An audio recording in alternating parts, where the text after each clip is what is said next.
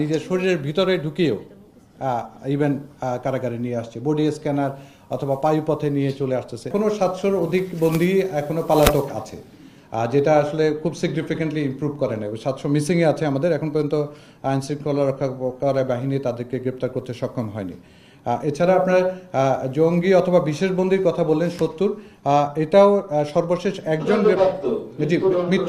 জি সব মিলিয়ে যে 70-এর কথা বলছি, এই 70-এর মধ্যে সর্বশেষ একজন আমাদের তথ্যমতে গ্রেপ্তার হয়েছেন, বাকি 69 জন এখনও পলাতকই আছেন। মোবাইল সংক্রান্ত যে অভিযোগটা হয়েছে, আপনারা যদি মোবাইলটা দেখেন, মোবাইলের সাইজগুলো এরকম, মানে যেটা আসলে খুবই একটা ডিফিকাল্ট জিনিস টু ডিটেক্ট।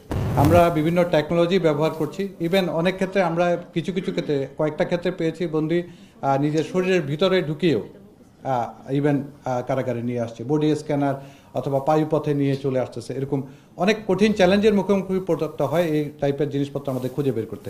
এই জন্য আমরা আইন শৃঙ্খলা রক্ষাকারী বাহিনীর কাছে রিকোয়েস্ট করেছি যাতে এই মোবাইলগুলো অবৈধ, সেগুলো যাতে বাজারে বিক্রি না হয় এবং যাতে বিক্রি করার সুযোগ না পায়, এটা বন্ধ করার জন্য।